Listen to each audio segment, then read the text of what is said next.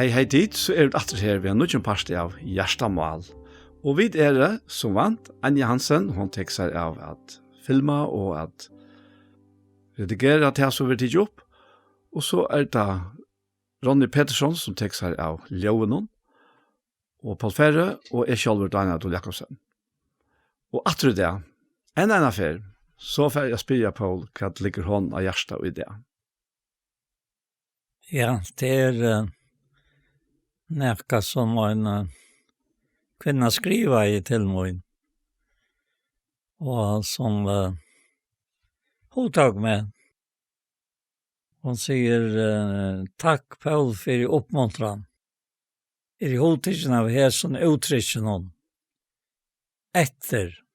Og hæson føren etter kraft dordar hansara.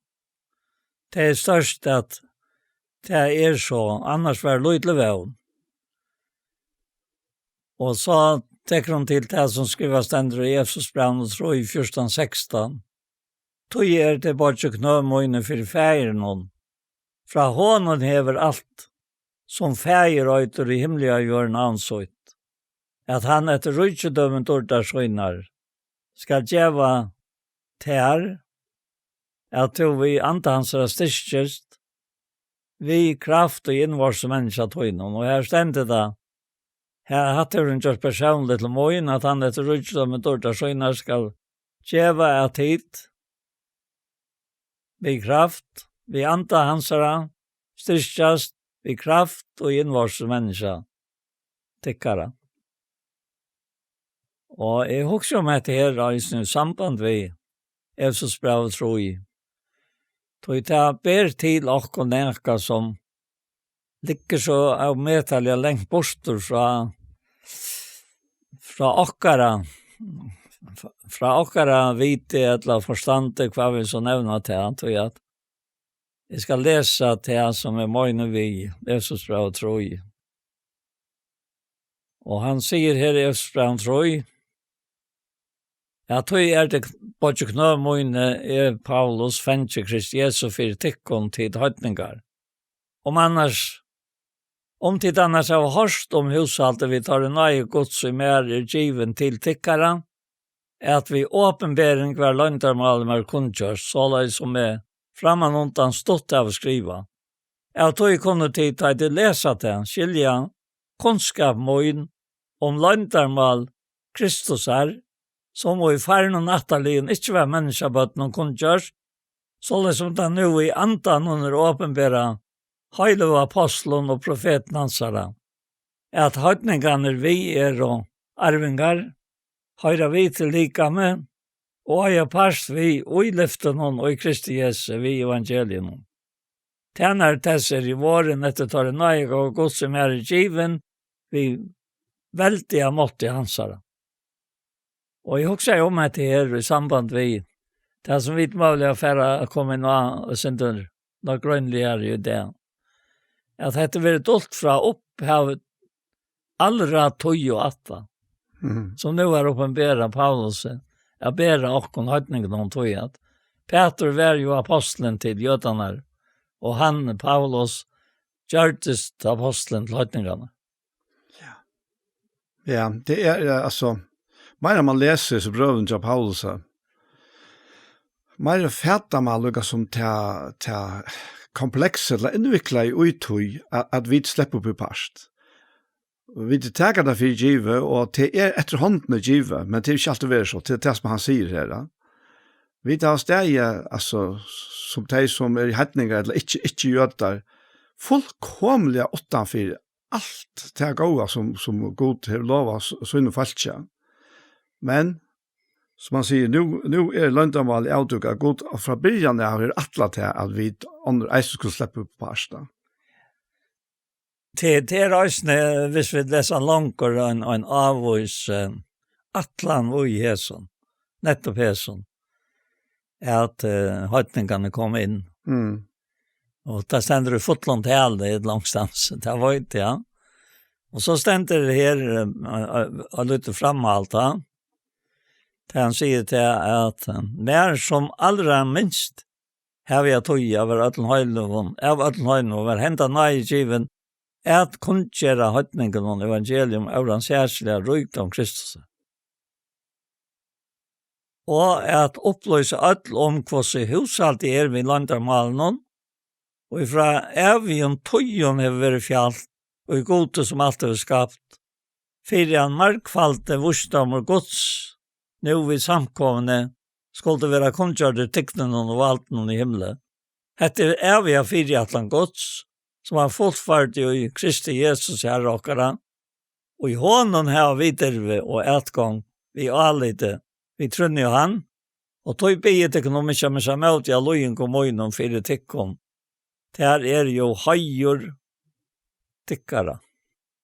Skal ikke lese mer nu. Han hoksa seg til at han godt ligger inne vid en landarmale, som var atle høytningen. Og vi kunne godt si at og tog leveren av togene, da jeg godt gav så noen jørska folk til leverne, så tog det henne til sånn som at de kom til haltene, og helt at det helt henne. Det pura sannført om at Paulus helt sjálvor da han helt levende, at han var rettvis for gode, og i det som han gjør det, at han søkte at han tryggvande som tar våre. Men så kommer han til brøytingen inn i Løyvis av Paulus, at han møter Herren og Jesus, og alt det her falt gjerrar, tog til han spurte, hvor du herre, sier Jesus, at i Jesus, han som du følger, han som du søker det at. Altså, hvordan skulle til han, og i øynene nå skilje at det her, at i Jesus, altså de som du søker det at? Ja, det det sier eisne, det om hvordan Jesus gjør seg vi okko som tryggva. Ja. Ja. Helt en sandande. Ja. Og tog alltid at vi tog så om det, og han sier tverfor tog det bort, og så at den for kommer nu, hvis jeg leser det, men jeg skal ikke lese det nu, at og i hånden har vi derve og etgångt vi alite vi trunner Johannes, og i hånden tog vi og i hånden. Og her nekka som råkner vi at du kjenner øyla vel til det som Kolossbrevet om landarmal, ja. Hver dette landarmal? Ja. Det var jo gode, men så nu det åpenbæra, og nu det okkon. Kristus uitikko, sier han da. Ja. Ja, det altså, det hemmeligheten 18-4, alt som hever vi trygg å gjøre. Det at vi trunner av Jesus, så vera vi kopplet til hans egna liv, som flyter inn i okken vi hele andan. Og det landamal. Ja. Vi har også, han sier her, han lukkar sutja, vi kunne teka til vi eisne her, og det i første kapitlet.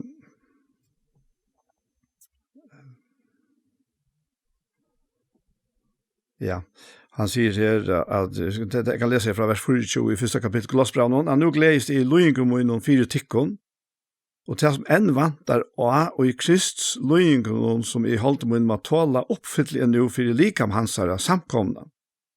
Tui tænar i hennare i våren, etter tui hushalde gods som givet tikkara mittlun, til fullnar at kunngjera årgods, og så sier han, landarmal som hever dolt fra opphav i allra tøy og atta, men nu våren åpenbæra hinnon heiløy hansara, så teimo vilde god kunngjera kvose rykt og dørte mittel heidningarnar, hettan landarmal som Kristus uitikko, vondordarinnar. Ja. Og altså, det også om lovene som falske fekka, og hvis vi tega båthalvene, ter på steintalene, vi den tog ikke på noen, så var det nekka som omgant du kunne komme inn i menneska. Det var helt omøvelig, da. Og tog ble det nok eisende symbolisere vi steintalvene, men Jesus han tåsar vi Nicodemus, han tåsar han om å være født etter andan. Och hur kunde vi intaka näka, hvis det inte näka som vi skulle alltså äta, så är det vi anta. Vi intaka till luften som vi till en för att alltså är ju ja. Och vi det så var signa här gör vi tar ju det som giver att vi bara anta och få att oss vi har här. Men det han mynte som Jesus brukar är om att det här löva. Och att det här är landarmal. Och vi sitter eisen till han kjent lærersvennerne at han var opprestene, at ta anta han at der, og sier vitt her, ta ikke måte hele andanna. Og jeg husker eisen om til samband, ta vi leser helt fra skaparnarsøvne av god blåste lys anda og i nøs menneskjans. Jeg vet ikke hva fantasi vi det var, men det er akkurat som man ser fyrir seg at god sitter vi i sånne her menneska likhavnen, vi er pura detta, og så bläser han så en lysanda inn ut da, og det var til det fysiska livet. Men det som så henter av kvitsåndet, da i hele anden kommer, da er det at han bläser den himmelska lysandan inn og i likhamme, altså samkomna. Eller kyrkjena kan også si. Og det er landamal. Det er at han vi anda synon ur i okkon, har tidlig bygg i okkon. Og vi har ongan chans, vi har ongan møvelega a klara neka som helst sjálva. Utan hesa lustkrafterna så er vi deg. Det han säger att här vi gör den här. Och han säger att äta det inte halt människa sånarens. Ja. Och dräcka det inte blev hansara. Ta hände näka mittelntag som tar fullkomliga. Överhuvud inte kunde förställa sig att men man talar ju med inte alltså. Ja, ta så att ta ästen vi igen heter hör tala för talar höjrarna. Ja. Helt du tar mot det mot vi att här som han måste ha första notchen. Nej, jag bara också om att jag lista. Om det var hör tala att det är bara släckt till. Ja. Alltså, ja. Jag är inte undrast att det här tog att det här är något av det ejmasta som Jesus säger. Ja. Det är det. Men heter la märke till här och i kapitel 3 i Jesus brev att han säger tog är det bara knö munnen för färden. Och så säger han fra honom hever ju eller hever allt som färg röjt i himliga gör nansåt. Att han efter rydsedöme tortar skynar ska djeva tikkon att tid vi anta hans styrstas vid kraft och i invarses människa tikkara. Att Kristus vid trunnen ska byggva och görston tikkara. Och att det var netto till allt som systern skriva i.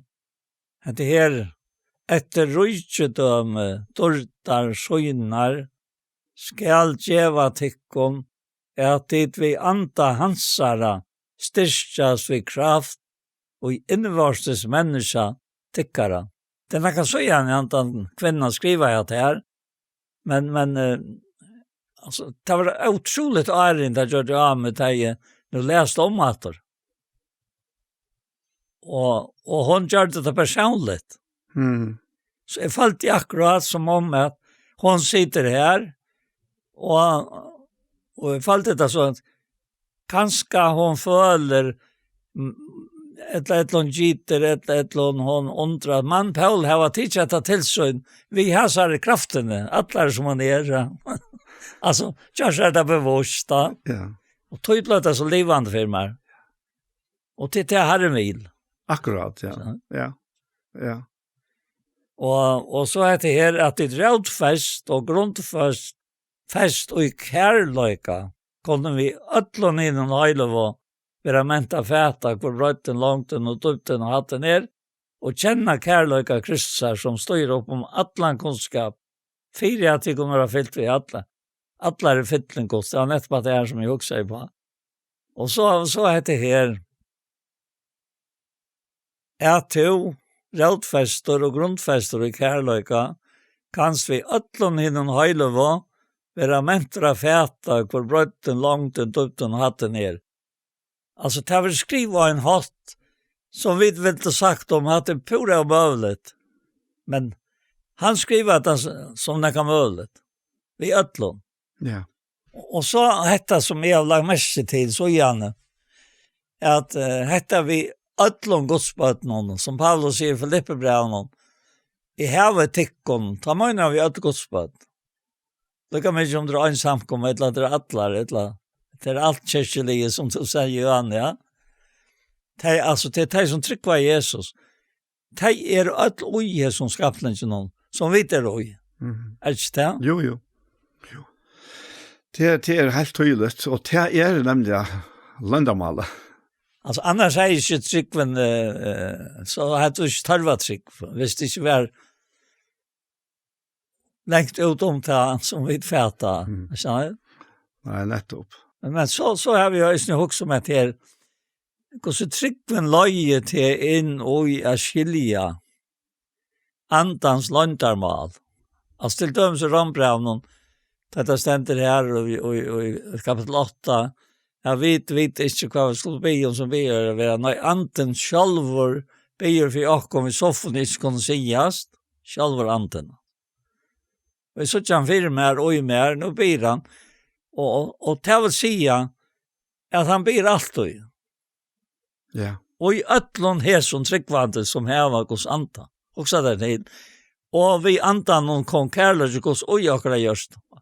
Och görs som täckare säger han. Och Rambran 5:5. Och så kommer jag det här fram och i min hova. Hoxa till Paul. Att allt det som tryckvar Jesus kopplat till det här. Alltså det är kopplat till det. Men till akkurat som det för nekva tryckvar. Löja brukar det uttryck.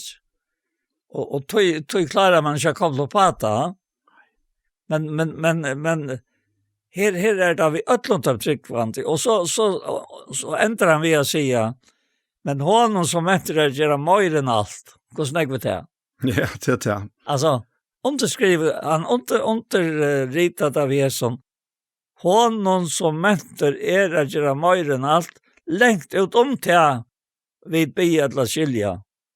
Efter kraften som Jakob viskar, nu kommer han efter det här. Honom är dåligt och i samkomne. Og i Kristi Jesu, tjøknon, atlar tøyer, og i alt og atlar over, amen. Hvordan skal det jo fevne dette her? Vet som han sier, lengt ut om alt, vet. Ja, det är akkurat det här, tog att jag kom tankar om att ta Jesus tossar vid en samversk kvinna. Och ta ända så hon säger ta sig kvinna vi han här är så att du är profeter. Och så fortsätter de på en väg samma andra halt ja. Att fädrar okkar har tillbe av Hesum fjället och tid sia är det Jerusalem steg här tillbe era vera. Jesus säger vi henne att tryck mer kvinna han tog kommer till att först ska vara Hesum fjället ettla och Jerusalem till tillbe färden till tillbe till att inte känna vi tillbe till att vi känna. Tu frelsan kjem fra jötnon, men han tog kjemmer, og nu, ta hinner sann og tilbyarar skulle tilbya færen, og i anda og sannleika, tu te slukar tilbyarar færen vil hava, god anda, og te som tilbya han må tilbya i anda og sannleika. Men det akkurat som om at jeg kjenner okkon, det er ikke helten av okkon, og jeg lander atter, og akkurat det som kvinnan sier, at fedrar okkar hava og tid sia. Og så vi bytt opp. Det må så bare asanna. Og det som så lest ikke nægra trobladja. Det ikke nægra trobladja at vi hava imisk stø og hus og vi nekver balkar som så lest, ja. Bare vi ui hesson eina. Ui antos handleika. Så det tar tilbyr færen vil hava. Så på tamma kan man sia at det gjør på tammata ångamon, men himmelen kan man så eisen sige at det er helt ikke nøyot. Vi hefter oss øyla fast vi at det er nesten som, for ikke å si akkurat som øya noen, vi er her politiske flokken noen, ja, hva en flokk hører til, og så får man en bokstav og en lit og det er ofte i først til som vi trykker gjøre, men det er ikke vitt å gjøre. Han kjennes ikke vitt. Han sier at det først her, etla, og i Jerusalem enda, sier han. Men, og i andre sannleika. Ja. Men nu var det till göra för och plats designer till hentan tog man här men Jörgen Gleisek han var född 4 juni 1935 och han dog nu 3 februari 2023. Och det är väldigt sjaltan till att läsa en vittnesbord av forsøyene av en sangplay. Men det har han gjort. Han sier, god har vi givet meg løyve, så jeg kunne virka og tjene av sjøvnen til mot sørste kvöldarsdag. Ta dreie mot sørste kast, og land sørste fyrir stavn, stod vi gav treste inn og i Guds trygg og inn i Guds trygga fall. Alltså, jag må bara säga till alltså de huxar om han mannen och abbatdöttren är präster en ung kvinna en abbatdötteransare och tala i vägnan till öll så var det en avmättlig hotakande personer och lust öll och öll man säga Ja. men akkurat det här det visste jag inte och det man jag säga att det är hålligt att vara vid till en slik karriär för han. Ja. Det är helt visst. Ja. Och det är så det växer ästen. Ja. Du sagst det här att människor det tillsyn. Ja. Och som vi har så för någon att bli uttryckt av pränte ta och så hetta löv är färdiga. Men och det är att han välja oknarna. Vi snackar om ett löndarmal men det heter oknen. Och det här är för jag tänker att det här som hon säger är ni här att som citerar i här och i här att han efter rujtdöme dårdar sjön och skall geva tikkon. Är tid vi andra hans är styrkast så vi är det. Men akkurat det här att han efter rujtdömena och nu är det imes som människor är rykt till och till imes som vill kunna läta bort av ja. Men det här uttrycker att efter rujtdöm dårdar hans här det säger faktiskt att allt hans här är givet och det är inte bara en liten pastor av men vi tar låt i ötlån vi trunne av Jesus Kristus har vi låt i ötlån dörda rujtdöme Guds och det är en så väldigt tanke att vi må ha hjälp till att hela tiden kunna få färdre ut ja. Men och det betyder så till att det ligger mycket kvar folk är alltså här hemma och i muskon husen eller åtlands vi känner det inte men vi trunne och sån Guds så är vi pastor av det samma och ungen här finns det några mer eller minne än några andra vi där finns ju ett lot och du fotla och det tas man så ästne tas man ästne fortsätter vi att säga här alltså jag kan gott läsa att en för att han är Kristus vid trunna ska bygga och i görston tyckara så tid rådfäst och grundfäst och i kärleka kunde vi ötlon hinon heilöva vera menta fäta kvar bredde långt den dybden och hatten her och känna kärleka Kristus här som styr upp om allan kunskap fire at de kunne være fyllt vi allare fytling Guds. Så det er så veldig størst. Jeg hadde vært inne i versen meistene senest vi var sammen. Ja, men det å si som Rambra i 8:16 sier, at og er det vid bøtten, så er det vid arvingar, vi arvingar Guds, og samarvingar Kristusar. Så satt som vi loja vid honom, for at vi øysene skulle være dormet vid honom. Det er utroligt at hoksa seg til at det er arvingar Guds, og samarvingar Kristusar, som en skapninger, altså. Altså, her öll det lika stettleie. Angen for minne og angen for møyr som så. Råknet til det menneskelige. Jeg vet ikke hva du sier til det. Nei, det er Pyrra Sanna som sier det her. Jeg også med det han sier så satt som vi loja vi honom. Ja. Og så sier han, «Tøy råkne lojingarna tøyene som du er ikke har tøy mot og dårten skal være åpenbære akon». Og så løser han opp for hva det er for en lojing. Ja. Og det er dette at skapningen troar og stundar jo etter åpenbæring godspadna. Og det vil si at det fullkomna er ikke kommet ennå. Vi er enn ui hesten avmarska i heimnon, ui hesten avmarska i likamnon, men vi er fyllt, vi er himmelske fylllingsene.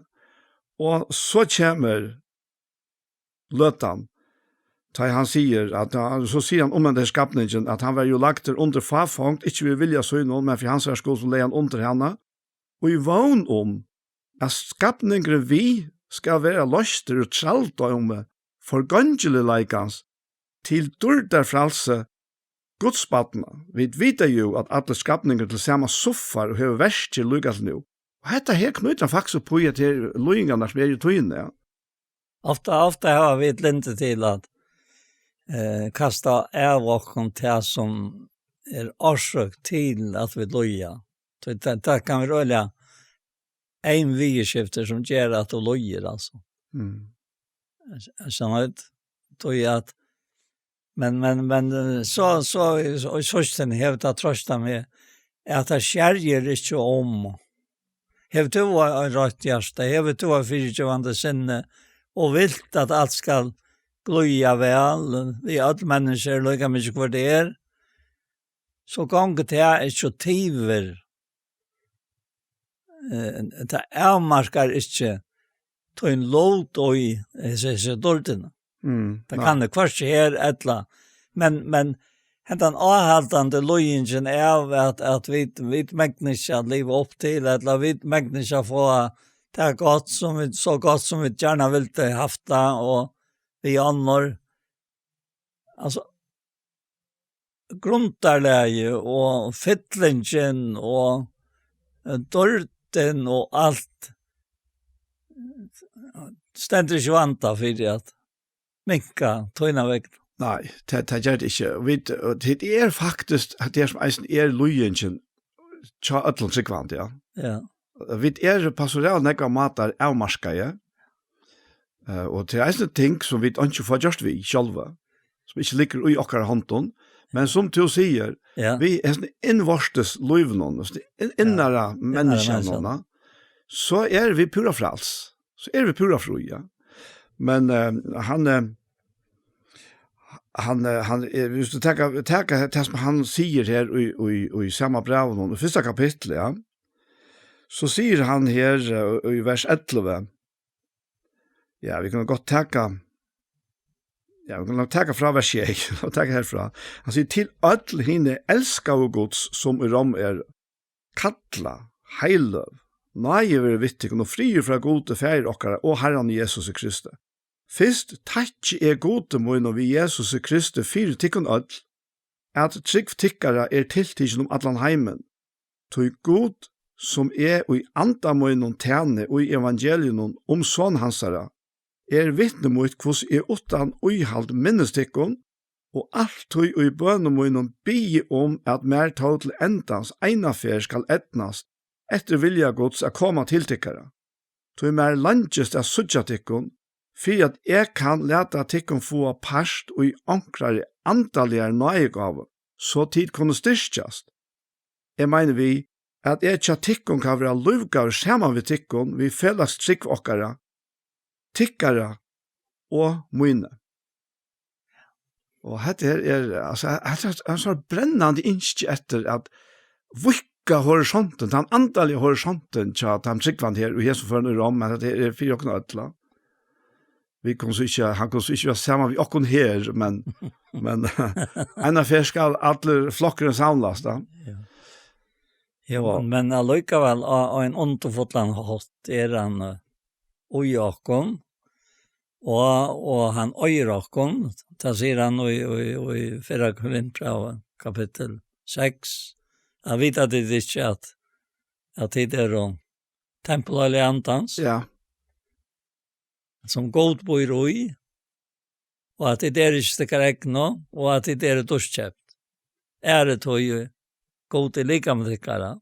Ja. Så här ligger näka oj som attla och om att få en omättlig att då är det bara en forsmak av medan vi det här.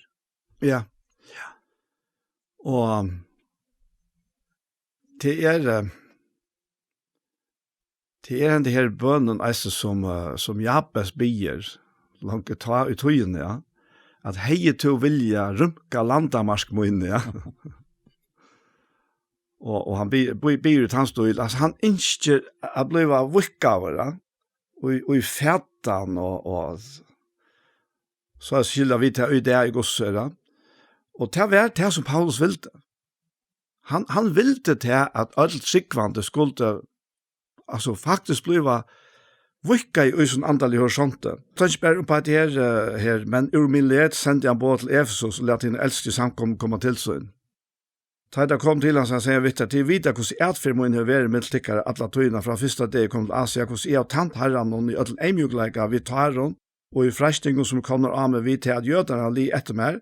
Tid vita til det man sier her, tid vita at jeg har ikke helt i atter nækka av tøy som tikkun kunne være til gagn, men kun gjør tikkun til å bæge av samkomnen og i husen. Altså det her troen etter at djeva nækka som kan være øren til gagn. Det som særlig har vi også om langre tøyer, hvordan dette her sinneleier til Kristus. Hvordan tømer dere for sjálfsakne. Altså, nå nevnte vi Jabes, og vukka landa med småine, jeg har ikke hørt det omtale som om det. Han ble nekka mer enn andre. Men jeg er ofte også knyttet til jobb, hvordan godt vukka i landamersk jobbs. Og gav hon så nekv. Og hvordan det lust av etter honom, og i røntene tar han, minnes jeg hvordan det er vært, så kommer han et vinner til, at hvordan folk lust av etter sær, tar han vær, og i besta blåma, og alt gikk vi, og han ikke være med det, ja. Jeg tycker alltså att det hade varit här god vill det vaska veckor jobb. Alltså och så där så vi första månaden veckna att det är inte mån samkomma. Skalt om är i en ojenne. Och det heter agn gods. Att den underfulla samkomman av människan som finns om allan heimen. Mång loja och mång dotcha av lojing. För Kristinavn och vi som är i färgen vi tar det så gott och hur åtta människor nu som tryckvande att livas i en oj att det är allt som är sen 3 kapitel omtalar ungen undantidgen ungen även kan framköra och så tar du läser i brevbreven 11 att det vill då inte sägas undan av att säga såntor och till så avhuggligt att läsa det här 17 parsten i 11 kapitel om troafedrarna. Den fjärde parsten, han är så öliga lattor och vi tryck och säkra av det och allt det här. Men hvordan var nu? Ta det skulle då säga såntor också där till. Alltså då där finns det att det här. Nei, og vil du ikke avnokta, du visste avnokta av Kristus som Herre, ja, så kom det slippe fra å være seg såntor. Så lenge fjorda. Altså, det er utroligt. Ja, det viser så at kraftene, oi, hvor så viktig det er. At kraften er imot til som du er, oi, versen, oi, tog som god ut inner, og leter til være at han person som han självor alltså. Det är i honom värst och det är där han och anden vi hans kärlöka. Hvor han och Jakob? man ska vara tog att vi skulle vara således som han vill och inte som andra människor alltid vi skulle vara. Jo, helt avgjørst. Altså, og det er så akkurat det at trygg for hånden, Ja. at klare å standa i en støve, selv med alt mulig stendere måter, men sammen i hånden. Og det jeg husker ikke om det her, at man bare trossar et eller annet, altså, det er ikke det dreier seg om, jeg har ikke hørt at det er, bare man er trygg nok, så skal nok at det er, vi skal få det hvis vi er trygg for oss. Det har vi ikke akkurat noe vi tatt skjønne gjør som Hebreerbrevet tåser om. Så det er trygg som man tåser om her i Hebreerbrevet 11. Det var alltid god som tog initiativet. Ja. Så den här abbadöttren som var präster här i det. Ja. Så i måte ändan att hon som hon säger om abban. Så nämnde hon Einstein, har jag sagt. Nettopp om att det som vi nu tar så om. Och kvui om för att säga att det är fallet akkurat det var för månadsskilt hon säger det. Tror jag.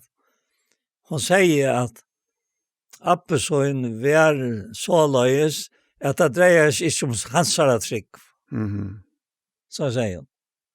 Men at tryggven skulle grekva i ødlån, så ødt falte seg felags og jeg som veldige rydgjødømme av kærløyka og vevn og miskon og firegjeving og alt det her, så er det svar Appesøyn. Ja, sørst. Ja, akkurat så jeg sier. Ja. Jeg går vitspor. Jeg helt at, og så var han så livande, og han var så aktiv, og han har byggt tvær for seg, et eller 2 hus har han byggt, og han var alltid glævor, og han alltid tjej og trus, og av løyvesøynen av sjøvnen, ja. Alla tøyene av sjøvnen. Lykken til han var forsvar, alltid hun sier. Och nu var han kom halt upp med 85 så. Det han fattar och som jag säger läser resten. Sang blev någon va? Ja, man fattar och 35 va? Så det är inte längt till av 85 så. Alltså jag får inte det är också mer att det är kär syskon gärna att som höra det här. Ja. Det räver om att leva och i löven alltså det är löven som äger det och i Kristus. Och inte det som äger löven att som så kan stå diktera godet och i to har snacka säga så godet. Nej, det är motsatt alltså. Till han. Ja. Alltså från honom och till hans här. Och ja, vi honom och till hans här. är ju allt det så. Ja. Vi honom från honom till hans här vi honom är ju allt. Hon var ute till allt råd där över rammen. Ja. Ja. Så ja. Det är hade några helt andra standard i år här och att när Efesos 3 kapitel. Det säger ju också om meddelarna om det här einleikan nästan. Otroligt nej. Ja. Ja. Men han hever också en läka av i 11 kapitlet. Nu kände fram fyra med att i dag han snackar ju om minkan tar alltså tar minka alltså kosjörska fall. Ja. Och han var så verkost om det i 11 kapitlet. Men jag kan lite i att det heter vara en avstöd för det tar han skriva det. Ja. Han säger ta här alltså. Ja. Det blir så till bara läsa på själv men det är vi nöjda till. Ja. Han säger om görska folk så ut alltså. Espeljen nu vers 8. Det tar god vräka folk så ut. Men jag sa Øysen er jo ikke smaur, altså. Han ikke vreka deg. Jeg kom i Abraham, så av at Benjamins. God til ikke vreka folk så ut. Som man kjente framanåntan, etla vita til ikke hva skriften sier her, hun taler om Elias. Och sen står ju framför god mot Israel och säger: Herre profeter tøynar hava tar dripe. Allt där tøyne hava tar riv nior. Och önsmatter efter och tälja mer ett löjven. Han fick bort in i saverna och kvart svär fär han, alltså Elias tar fra gode. Jeg har lett 2000 menn være etter til moin, tar og ikke var på knæ for bal. Så leser øyne i tøyene som nå lovt våren etter et nøye urvel. Men det av nøye, så det ikke langt av verskom, annars være nøyen ikke nøye langkor. Hvordan ta? Det som Israel løyter etter, hevet det ikke finnes, men henne utvalgte har finnes det, henne våren herd. Som skriver, god gav til oss svavn anta, eie til ikke suttja vi, og øyre til ikke høyre vi, lykka til hendene det. Og David sier, bort har det vært om snedra, fettla, avstøyt og afterlønning. Eie tar det blindest, og de suttja ikke, så de suttja ikke, og bak alt er rikt tar det. Jeg spør jo nå, har det av snava for jeg fattla? Men jeg så, nei, vi fattler tar det, dette var det som jeg vant til vi. Ja. Vi fattler torra frelsan kommet til høytningarna, for at hetta skulle vetja teg til alvara. No fattler torra heimen og rujtdømme, og minkan torra høytningen og rujtdømme, hvordan mykje møyre ikke ta i taltorra ved folk. Altså, det er utroligt. Altså, det er en rockning-hostren som du først er nøy her, og i 11. kapittel. Og i satta kapitlet, her ber han, her råknar han, og en særlig han hatt, og så sier han her i 11. verset i satta kapitlet, ja, vi skulle råkna som god råknar. Og hvordan råknar god? Jeg har alltid det er utrolig spennende, affæren nøy.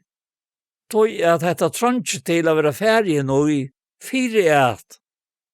Det som man nevner her skal komme til gavvar, som sitter så trist og trångt, og halta seg ikke vera, og ikke øya, kassera i. Og her sier han til, og i satta kapitlet, at vi samanvaksa vi han, vi lukkon deia, skulle vi tøysten vera til å lukka opprøst. Vi vet jo at gamla mennesker var krossfest vi honom, for jeg synda lika man skulle vera til åndsjes, så vi skulle ikke tjena langkur tjena syndene. Så han og deier rettforstått fra syndene. Vi nå deir ved Kristuset, trykka et øyne at vi skulle riva vi honom. Vi vet jo at Kristus etter at vi er risen og frun deg og døyr ikke møyr. Deien ræver ikke langt i honom. Deia sånn døy han øynafør for syndene. Vi sier at han døyde for okkon, men det var for syndene han døyde. Ja. Til syndene trångt og jøkken til alle mennesker. Til alle syndene. Og så sier han, så skulle øyne tid råkna til som deg fra syndene, men livet vil gå til Kristus. Kan neka råknes ikke. Og i all heimen og i himmelen og gjørende, hver det så bare sammen vi heter råknes ikke. Nei. Hei neka mennesker kunne råkne seg frem til at urslite. Nei. Det et helt øvelse av stand. Det altså, men jeg Mikladal sier alltid det, jeg vet ikke han og konan sådär. Søymes Arne til Luto, og han var i grunden Einstein, altså i måneder var, så han sier at sjålen var kaldt, sier han. Og så sier det igjen, sjålen kaldt, altså, at snakke om hvordan høyt hun Til Paul sier han, hvis hun var høyt, så hun ikke kunne være så blank som hun Så sier men kvart gjør så at de stralar, og vi står akkurat i konet, og stralar inn, ja, han hikker dette berg her, det svart, det grøt, det stralar, og kvart blir du høyt av at de stralar inn i berget. Ja, men det bergslatteren som gjør varman. Det bergslatteren. Så sier han, og jeg har rett, sier Så han att Ja. Alltså så säker var han. Ja. Då allt det här viskar på handa matan. God ljus, så här. Sen ska gå till varme. God ljus. Och inte miskrer i honom. Och hvis du har för in i en annan tunnel och du kommer och kollt in i henne, då blir det alltså här, det läggs stöcka allt på en av vägen. Du först från kollt in i varme, eller du först från varme in i kollt alltså. Ja. Det är bara så alltså. Ja, han var näka för sig alltså på den positiva maten alltså. Han Ja, alltså han vakte med ja, upp till ett här som nu blommar. Du nämnde han flera förna så han haft en öle avskanat. Ja, öle avskan. Men själva inte var han inte några folk kommer med vår alltså. Kanske räkna i folk kan vara minne folk kommer än många andra. Alltså jag vet va. Men han säger ena för när han säger här jag säger att han fotografer. Det ger han som en fortäljer dator och han han som har bilverkstad klacksokar som skäller nu ett mag. Han har skäll ta och pappa han så olika dagar på det här sonen och sonen har så steg. Och menar han gör ju allt invecklat allt som skulle vicklas alltså.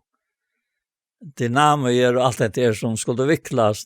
Det gör det menar och fick ricka. Gamla det namnet så sånt och så fick han det rickator. Och han nej så när gott av menar säger han. Så han bjöd menar av i chattlaren och här. Nej i västan när lejer där ta värronchen. Han är en autobil som han karte vid och han check bara att han menar 80 annars. Så sitter han och i gröven här och nu kommer han in med en öre man. Att menar sitter i gröven? Ja, sitter i gröven och menar han stäcker av. Då är det två män så han får inte bänka och gör sig bemästan. Men det är inte vi någon i hänsikt säger han. Men och här som är överför så att oj så ut av Atlant ringkast han visste menar. Och menar säger bara att han jotta i han var livor att han klarar inte att se sig så ringa som han var. Nej. Jag säger. Det var nekver. Men han ber Herren om att leta daja eller davar svära åren tar för ut. Och då gick åren tar för ut så svära han attor. Du kan se och menar kvart och vilt. Men bättre vin och inte. Mer arbetar fotla man känner inte. Allt det som djävulen ger han till fullnar och tar rickar. Och det så avhängig av hans person att du tror det inte. Och så klamsar i horden. Så visste han inte mer. Och tar han i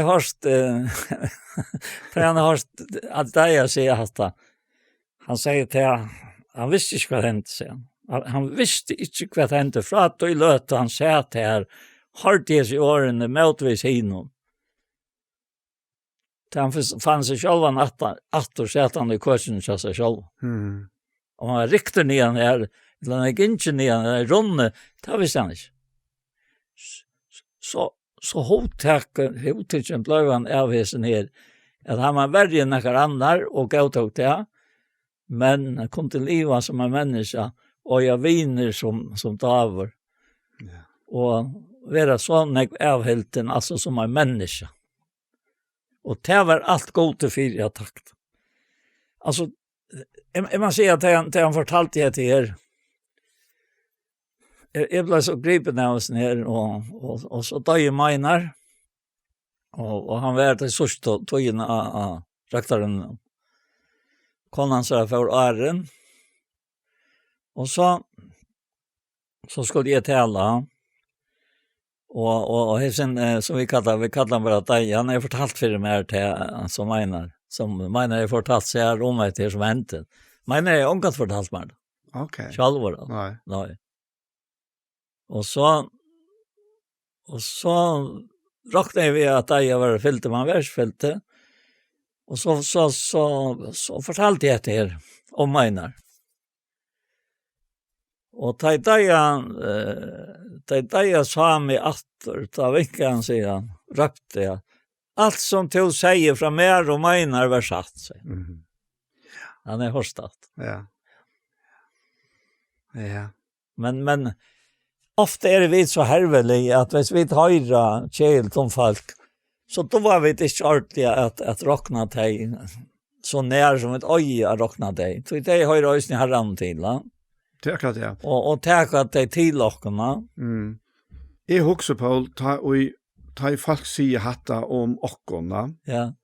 och ha grund till det. Ta reagera god som dig har gjort. Så det är vi det här, alltså, och han sände på ett biljama av bann och Israel. Och så var kom så mycket längt vi Israels falske att det här är längt register av synd och olutne och vantrik. Och så tar han hicker och ska säga det som Gud säger, ja. Så säger Gud om det här falske som vi säger och som Bibeln själv säger att det är så harballig och straksta, att han säger inte mig in i Israel. Han skoar inte mig in i Jakob, eller han säger på tammatarna. Ja. Och hatte det som verileggen, alltså. Tog att, och hvor kunde han säga det? Tog att han sa fast i Jögn krossen, jag har nämnt ångte før, men han sa det i Jögn krossen, här uppe fra som han stod, här var formationen av 18 formasålet som en krosser i form av det. Og så sa god falske, og så ser han okkon eisne.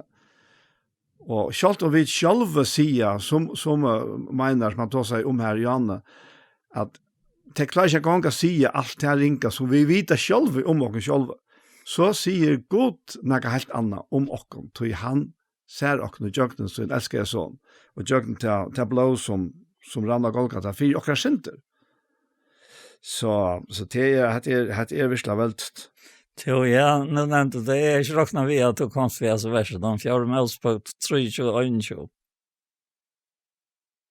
Alltså, man bara säga att det sväret tog av nu. Alltså, det är god värt han som svär. Ja, men god är råkna för svärare, är han inte? Han var ursäkt för svärare.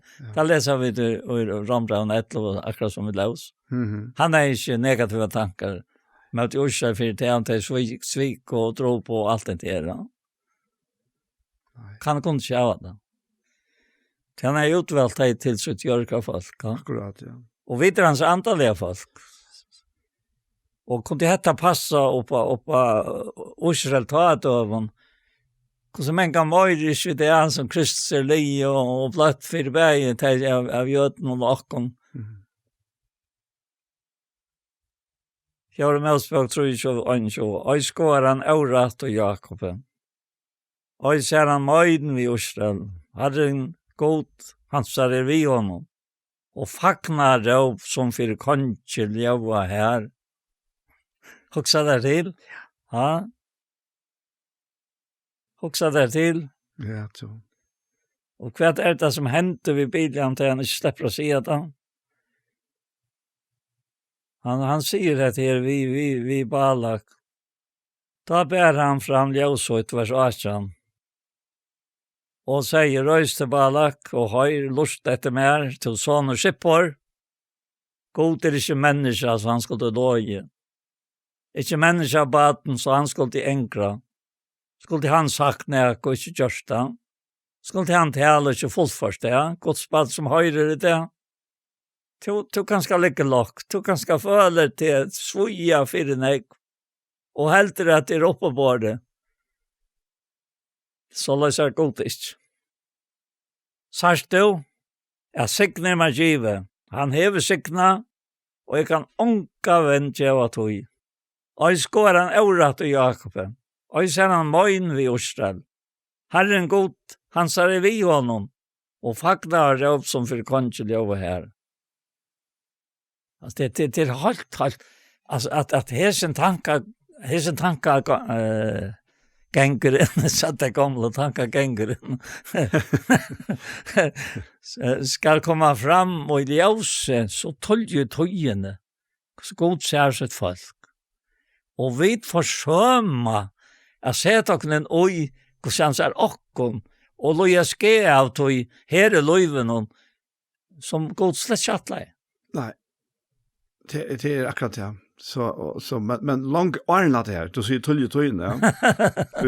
Han sitter här i Efesosbrevet efter helt fra upphavet av, är han upphuxat. Ja, allt var vi.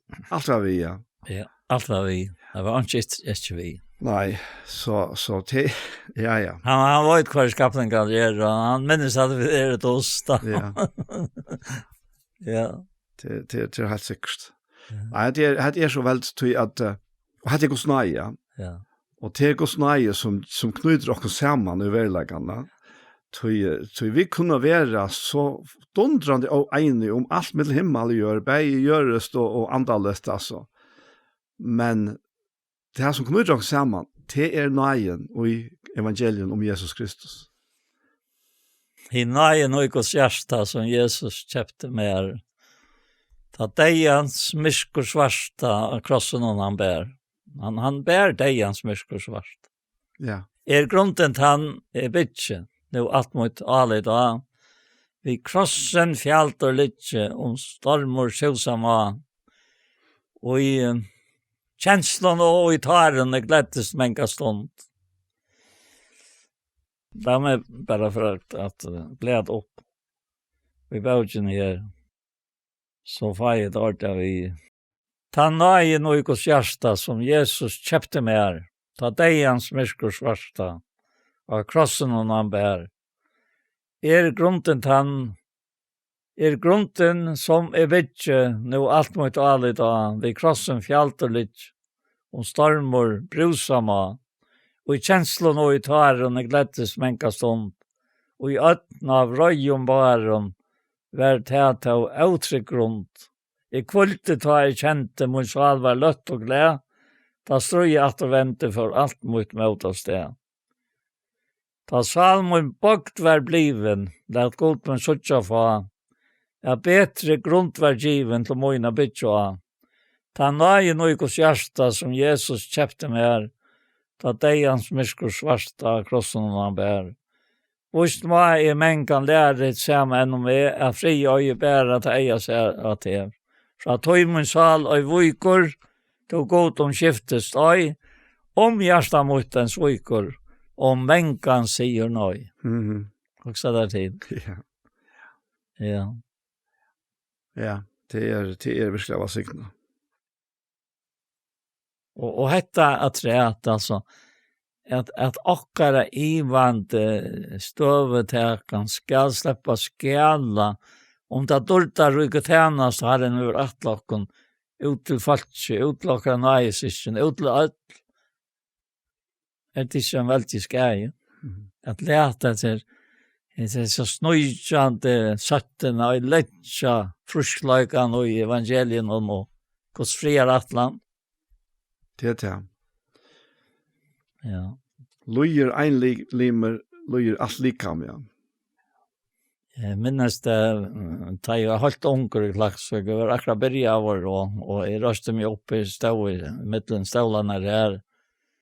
Og jeg leser at det her, jeg lujer en limer, så lujer alle limer, vi røyne høyre og så leser alle. Og en som var en møte for å vite nattene, han hei øyde lujengar, og han var øyde avfullkommen, og tog verre så kanskje at det lokkes at råkna, at han får råkna seg for ikke. For å vite han, altså.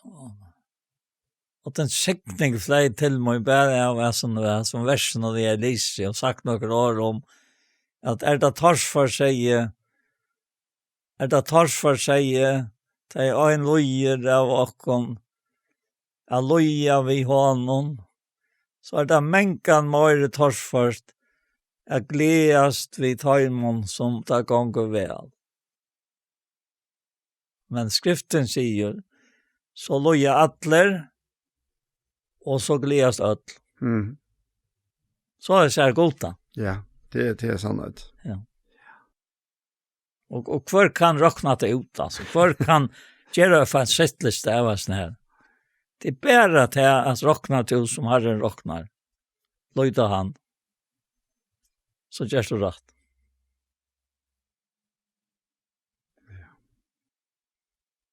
Det är det. Ja. Kan sitte på oss, kan du begynne bønn? Jeg har takk for at vi da sitter her nå, nesten en time, og takk for at du ikke var nøye. Takk for at alle hentingene her som vi kommer til i løven og der, det enderspekles ofte i båtskapen om 4 veker som før. Så jeg vil se til skjønnest. Og det har vi lagt merke til ved meg selv. Ikke tilfeltet. Og det til å fære til en gjørefer, eller til å fære vidtjonkran, et langt ordentlig sjukker og løyer. Alt det samme. Og alt det her har vi opplevd disse vikene. Og mengta træt. Herre, vi ber for dere kjær, og gå i himmels i ferie, lat aldri og dere hjerte husast en norske, av borsløyga mot en økr. Tog til så, og metallige ringa fylkjer det av tog. Da vi leser i Hebreabraun om talet. Herre, let han, nøye tog inn i øynene av vera loter okkara, som skriver stendra sikner okkon given, rockon givi og Herren sier at det onka venta djeva tog. Takk for det, og takk for så løt og signet av versk. Og Jesu navn, amen. Amen. Så var hesenparsten av Gjerstamal kommet at enda, og vi færre at takka for okkon, og vi Anja Hansen som teker opp og redigerer, og så det Ronny Pedersson som teker seg av Ljøvenon, Paul Fære og jeg selv, Daniel Adol Jakobsen. Tusen takk for Jesper. Og la meg legge til at pastor av Gjerstamal som her var vært, det kan du finne på YouTube. Ikke til Sjønvarp, så kommer nok kjøtt av Gjerstamal. Og hesten her pastor, han kommer så eisende at vi har lagt ut her, og han kommer eisende av sender av Tjei Kristelig Kringvarp. Så en annen fer, tusen takk for Jesper.